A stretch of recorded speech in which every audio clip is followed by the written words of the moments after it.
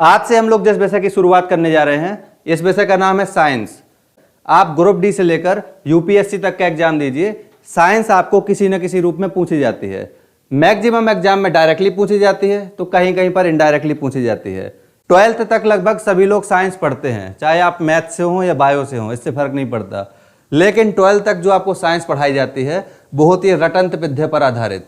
मतलब आपको बता दिया जाता है और आप उसको रट लेते हैं, लेकिन वास्तव में उसका यूज क्या है इस बात से कोई फर्क नहीं पड़ता। लेकिन इस समय जब आप कॉम्पिटिटिव एग्जाम देते हैं तो हर कॉम्पिटिटिव एग्जाम में साइंस के साथ लिखा होता है जनरल साइंस। क्या लिखा होता है? General science. इस जनरल साइंस का मतलब होता है कि आपसे विज्ञान की वो सभी बातें पूछी जाएंगी जिसका आप डेली लाइफ में यूज करते हैं। जैसे आप कपड़े धुलते हैं तो कपड़े धुलते समय डिटर्जेंट का यूज करते हैं, तो पूछ देगा कि डिटर्जेंट का हम लोग यूज करते हैं कपड़े धुलने में, तो क्या कारण है कि डिटर्जेंट से कपड़े जल्दी साफ हो जाते हैं या अच्छे से साफ हो जाते हैं। इसी प्रकार से आपसे पूछ देगा क्या कारण है कि सर्दियों आते ही पानी के जो पाइप होते हैं ये फट जाते हैं। या फिर आप जो चिक्स खाते हैं, क्या कारण है कि वो चिक्स अंदर से खराब नहीं होती, उसमें कौन सी गैस होती है। पूछ देगा आप कोल्ड ड्रिंक जो पीते हैं उसमें जो झाग निकलता है उसमें कौन सी गैस होती है। तो ये सारे क्या है? व्यवहारिक क्वेश्चन है। आप कोई भी एग्जाम दीजिए, आप केंद्र सरकार का दीजिए, राज्य सरकार का दीजिए, आपसे साइंस के क्वेश्चन पूछे ही जाएंगे। लेकिन अगर आप दो स्टेट यानी एमपी और बिहार,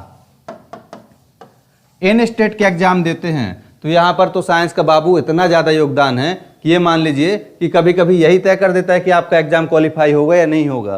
पीसीएस, इस समय आप देख रहे होंगे टीचर का एग्जाम कौन कराने लगा है बिहार में? वहां का लोक सेवा आयोग यानी बीपीएससी। तो बीपीएससी का एक चाल चलन है। चाल चलन का मतलब होता है कि अपना उसका एक तरीका है। उसका क्या तरीका है कि लगभग हर एग्जाम में 30 से 35% क्वेश्चन सिर्फ और सिर्फ साइंस से डालता है। और आप समझ लीजिए इतने 30 से 35 क्वेश्चन बड़ा इंपॉर्टेंट होता है, क्योंकि अगर इसमें से आपके 20 क्वेश्चन किसी के सही हुए तो वो पीछे रह जाएगा, किसी के 25 सही हुए थोड़ा आगे हो जाएगा। और कुछ लोग तो ऐसे होते हैं कि इसमें 32 क्वेश्चन सही करके आते हैं, क्योंकि क्वेश्चन तो एकदम सिंपल पूछता है, लेकिन बहुत सारे लोगों को साइंस का खौफ रहता है, वो साइंस पढ़ते ही नहीं है। तो आज अपनी जो क्लास ये है इसको ये समझ लीजिएगा, इसमें जल्दी से जल्दी हम इस टॉपिक को रिवाइज कराने का प्रयत्न करेंगे। यानी 3-4 घंटे के अंदर कोशिश करेंगे कि आपका पूरा का पूरा फिजिक्स समाप्त हो जाए। पूरा साइंस नहीं, सिर्फ वो पूरा फिजिक्स। इससे क्या होगा कि जब आप एग्जाम देने जाएंगे तो कोशिश कीजिएगा कि जो यहाँ पढ़ें उसको एक नज़र देखते हुए जाएं, ताकि आपको बाद में ये टेंशन न रहे कि हमने साइंस में कुछ पढ़ा नहीं है। ठीक है, तो शुरू करते हैं आज से अपनी क्लास साइंस की। अब देखिए, आप लोगों ने चाहे जितना कुछ पढ़ा हो, लेकिन अगर छोटी छोटी सी बातें पूछी जाएंगी तो आप उसमें कंफ्यूज हो जाएंगे। जैसे अगर आपसे पूछा जाए कि ये बताइए साइंस क्या होता है, तो सबसे पहला प्रश्न यही है कि साइंस होता क्या है, साइंस विषय को पढ़ना क्यों है, उससे पहले ये बता दीजिए। देखिए, कोई भी विषय होता है हम लोग किस लिए पढ़ते हैं? एग्जाम के लिए। एक तो ये हो गया। दूसरा होता है कि जब हम कोई भी विषय पढ़ते हैं तो हमको जानकारी मिलती है, और उसी जानकारी के आधार पर हम लोग अपने बर्ताव में क्या करते हैं, उसका उपयोग करते हैं। इससे होता क्या है? इससे सबसे बड़ी बात होती है कि आपका व्यवहार सुधरता है और आप पढ़े लिखे लोगों की श्रेणी में आ जाते हैं। लेकिन कुछ लोग तो ऐसे होते हैं पढ़ने लिखने के बाद भी इस तरह की हरकतें करते हैं कि कोई अनपढ़ व्यक्ति भी उनसे लाख गुना अच्छा हो। जैसे मान लीजिए आप पढ़े लिखे हैं, आपने पढ़ा कि जो भी कचरा होता है उसको डस्टबिन में डालना है, लेकिन आप क्या करेंगे, शाम को जैसे ही सुबह होगी 5 बजेंगे तो सबसे पहले सड़क पर देखेंगे कि कोई देख तो नहीं रहा है, और कचरा उठाकर सड़क पर फेंक देंगे। उसके बाद आपको कोई परवाह नहीं कि उस कचरे को जानवर खाते हैं, उस कचरे से गंदगी होती है। तो ये सब आप पढ़े लिखे लोग हैं, उसके बाद ऐसा करते हैं। सबसे पहला प्रश्न है कि साइंस है क्या? तो समझिए, लैटिन भाषा का एक शब्द होता है जिसका नाम है सिंटिया। ये जो देख रहे हैं, लैटिन भाषा का शब्द है जिसका नाम है सिंटिया, और इसी सिंटिया को अंग्रेजी भाषा में कहा गया साइंस। क्या कहा गया? साइंस। और इसी साइंस से हिंदी भाषा का शब्द बना है जिसको हम कहते हैं विज्ञान। तो सिंटिया शब्द जो है ये लैटिन भाषा का है, और सिंटिया का मतलब होता है जानना। क्या होता है? जानना, यानी नॉलेज। नॉलेज, जानना या ज्ञान या नॉलेज। तो पूछेगा कि ये बताइए साइंस का मतलब क्या होता है? इस सिंटिया से बना है साइंस, और इसी साइंस को हिंदी में कहते हैं विज्ञान। विज्ञान का मतलब होता है क्रमबद्ध और विशिष्ट ज्ञान। अब कोई पूछेगा विज्ञान है क्या, तो देखो बाबू, विज्ञान को अगर बताना है तो विज्ञान क्या है? विज्ञान का मतलब होता है क्रमबद्ध और विशिष्ट ज्ञान। ऐसा ज्ञान जिसको आप अपनी आंखों से देख सकते हैं, जिसको आप प्रयोगशाला में जाकर प्रयोग और परीक्षण कर सकते हैं। आप अपनी ज्ञानेंद्रियों की सहायता से, आपके पास जो 5 सेंस होते हैं, जिसको हम लोग कहते हैं कि इंद्रियां या ज्ञानेंद्रियां, तो आपको साइंस में जो कुछ भी पढ़ाया जाएगा वो कुछ हवा हवाई नहीं होगा। एक एक पॉइंट को आप क्या कर सकते हैं? प्रयोगशाला में जाकर उसका परीक्षण कर सकते हैं।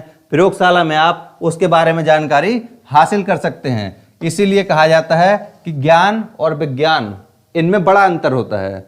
जैसे अगर हम आपसे कहें कि आप अच्छा कीजिए, आपके साथ ईश्वर अच्छा करेगा, ये क्या हो गया? ज्ञान। क्योंकि कोई नहीं जानता कि ईश्वर किस रूप में है और है तो कहाँ है, और अच्छा होगा ही होगा, इस बात की कोई गारंटी दे सकता? नहीं दे सकता। ये सिर्फ ज्ञान है। लेकिन विज्ञान क्या है? हम आपको बताएंगे कि जो लेंस होता है उसका उपयोग करके आप दूर की चीज को पास देख सकते हैं, तो आप बिल्कुल देख सकते हैं प्रयोग करके।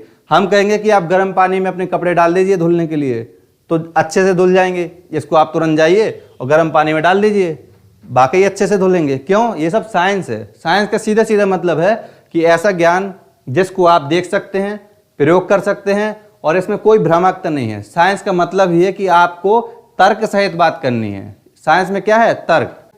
अगर आपसे कहा जाए कि विज्ञान की विषय वस्तु क्या है, विषय वस्तु का मतलब होता है सब्जेक्ट मैटर। जैसे मान लीजिए कोई भी चीज़ आप पढ़ते हैं तो उसमें आपको पता रहता है कि इसमें आपको ये टॉपिक पढ़ने हैं, ये चीज़ें पढ़नी है, ये फिक्स होता है, वही कहलाती है उसकी विषय वस्तु। जैसे अगर हम आपसे कहें कि आपको इन्वायरमेंट पढ़ना है, तो आपको पता है कि इन्वायरमेंट में क्या पढ़ेंगे? जीवित चीज़ों के बारे में, मृत चीज़ों के बारे में, जल के बारे में, वायु के बारे में। ये सारी चीज़ें क्या हैं? इन्वायरमेंट के अंतर्गत पढ़ेंगे। हम कहें ज्योग्राफी पढ़ना है, तो ज्योग्राफी में आप क्या पढ़ेंगे? पृथ्वी के बारे में, पर्वत पठार मैदान के बारे में, जलवायु के बारे में। अगर हम आपसे कहें कि आपको इकोनॉमिक्स पढ़ना है, तो आप क्या पढ़ेंगे? उसमें आप पढ़ेंगे एम्प्लॉयमेंट, अनएम्प्लॉयमेंट, इन्फ्लेशन, बैंकिंग, इन सब टॉपिक के बारे में पढ़ेंगे। तो इसी प्रकार से साइंस की विषय वस्तु का मतलब है कि साइंस में हमको क्या क्या पढ़ना है। तो देखिए, साइंस की विषय वस्तु के अंतर्गत प्रकृति आती है। प्रकृति, जिसको इंग्लिश में कहते हैं नेचर। तो सबसे पहला प्रश्न उठता है कि नेचर है क्या? नेचर का मतलब होता है इस पूरे अनंत ब्रह्मांड में जो कुछ भी जीवित है या मृत है, वो सब कुछ क्या है? नेचर का पार्ट है। अगर आपसे कोई कहे कि नेचर क्या होता है, प्रकृति क्या है, तो कहना प्रकृति का मतलब है इस पूरे अनंत ब्रह्मांड में जो भी जीवित या मृत चीज, सजीव या निर्जीव चीज है, वो सब क्या है? प्रकृति। इसके बाद ब्रह्मांड। ब्रह्मांड का मतलब होता है ग्रुप ऑफ गैलेक्सीज, यानी गैलेक्सियों का समूह। ये है गैलेक्सियां, और जब कई सारी गैलेक्सीज मिल जाती हैं तो इसका जो समूह होता है, इसको क्या कहते हैं? ग्रुप ऑफ गैलेक्सीज को क्या कहते हैं? ब्रह्मांड। ठीक है। तो विज्ञान की विषय वस्तु में क्या क्या पढ़ना है?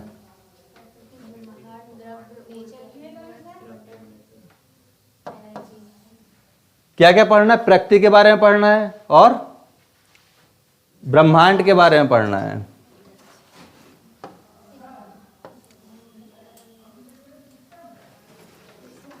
बैठ जाओ पहले, सिस्टमेटिक